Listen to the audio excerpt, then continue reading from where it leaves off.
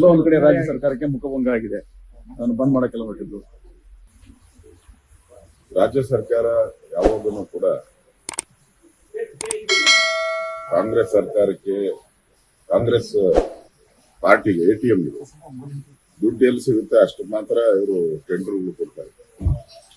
ಜನೌಷಧಿ ಅನ್ನೋದು ಬಡವರಿಗೆ ಕಡಿಮೆ ಬೆಲೆ ಇದೆ, ಸುಮಾರು 60-70% ಕಡಿಮೆ ಬೆಲೆಯಲ್ಲಿ ಔಷಧಿಗಳನ್ನ ಕೊಡುವಂಥದ್ದು ಜನ ಇಷ್ಟಪಡ್ತಾರೆ.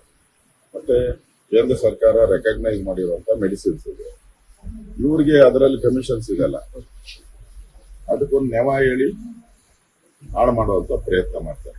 ಬಡವರಿಗೆ, ರೋಗಿಗಳಿಗೆ ಸಹಾಯ ಮಾಡಬೇಕೆ ಹೊರತು ದ್ರೋಹ ಬಗೆತಾರೆ. ಈ ಸರ್ಕಾರ ಬಡ ರೋಗಿಗಳಿಗೆ ದ್ರೋಹ ಬಗೆತಾ ಇದೆ. ಈ ಜನೌಷಧಿಯನ್ನ ರದ್ದು ಮಾಡುವಂತ ತೀರ್ಮಾನ ತೆಗೆದುಕೊಟ್ರಲ್ಲ, ಕಮಿಷನ್ ಹೊಡೆಯಕ್ಕಷ್ಟೇ. ಕಮಿಷನ್ ದಂಧೆಯಲ್ಲಿ ಇಡೀ ಸರ್ಕಾರ ಮುಳುಗೋದು. ಇದು ಅವರಿಗೆ ಮುಂದೆ ಶಾಪ ಆಗ್ತದೆ. ಬಡವರ ಒಂದು ಆರೋಗ್ಯ ಕಾಪಾಡುವಂತ ಔಷಧಿಯಲ್ಲೂ ಕೂಡ ಇವರು ಕಮಿಷನ್ ಮಾಡೋಕೆ ಹಾಸ್ಪಿಟಲ್ ಹೊಸದು ಕಟ್ಟಕ್ಕೆ ಯೋಗ್ಯತೆ ಇಲ್ಲ 2.5 ವರ್ಷದಲ್ಲಿ.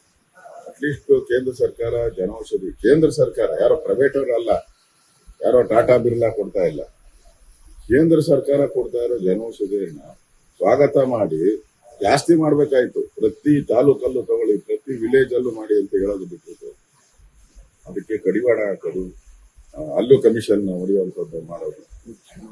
ಇವತ್ತು ಕೋರ್ಟ್ ಚೀಮಾರಿ ಹಾಕಿರುವಂಥದ್ದು ಅವರು ಮುಖಕ್ಕೆ ಅಲ್ಲಿರ ಗ್ಯಾರಂಟಿ ಕೇಳಿದ್ರು, ಫ್ರೀ ಬಸ್ ಕೂಡ ಕೇಳುತ್ತಾ ಅಂತ ಜಡ್ಜ್ ಕೇಳಿದ್ದಾರೆ. ಅಲ್ಲ, ಇವ್ರದ್ದು ನೋಡ್ರಿ, ವೋಟ್ಗೋಸ್ಕರ ಏನ್ ಬೇಕಾದ್ರೂ ಮಾಡ್ತಾರೆ. ಕಾಂಗ್ರೆಸ್ ಪಾರ್ಟಿ ದೇಶದಲ್ಲಿ ಎಲ್ಲ ಕಡೆ ಖಾಲಿ ಆಗ್ತದೆ, ಒಂದ್ ಕಡೆ ಉಳಿದಿದೆ. ಇವತ್ತು ಎಲೆಕ್ಷನ್ ಮಾಡಿದ್ರು ಇವತ್ತು ಕಾಂಗ್ರೆಸ್ ಸರ್ವನಾಶ ಆಗುತ್ತೆ. ಆದ್ರೆ ವೋಟ್ಗಳು ಕೂಡ ಈಗ ಚಿಮಾರಿ ಆಗ್ತಾ ಇದೆ. ಪರ್ಸೆಂಟೇಜ್, ಇವ್ರ ಗ್ಯಾರಂಟಿಗಳು, ಈ ಜನೌಷಧಿ ಬಗ್ಗೆ ಚಿಮಾರಿ, ಇದೆಲ್ಲ ಸರ್ಕಾರಕ್ಕೆ ಮುಖಂಡ. ಲೇಟೆಸ್ಟ್ ಹಾಗೂ ಇಂಟ್ರೆಸ್ಟಿಂಗ್ ಸುದ್ದಿಗಳಿಗಾಗಿ ಬಾಸ್ ಟಿವಿ ಕನ್ನಡ ಚಾನೆಲ್ನ ಸಬ್ಸ್ಕ್ರೈಬ್ ಮಾಡಿ. ಹಾಗೆಯೇ ಬೆಲ್ ಐಕಾನ್ ಪ್ರೆಸ್ ಮಾಡಿ. ಇದರ ಜೊತೆಗೆ ಫೇಸ್ಬುಕ್, ಇನ್ಸ್ಟಾಗ್ರಾಮ್, ಎಕ್ಸ್ ನಲ್ಲೂ ಮಿಸ್ ಮಾಡದೆ ಫಾಲೋ ಮಾಡಿ.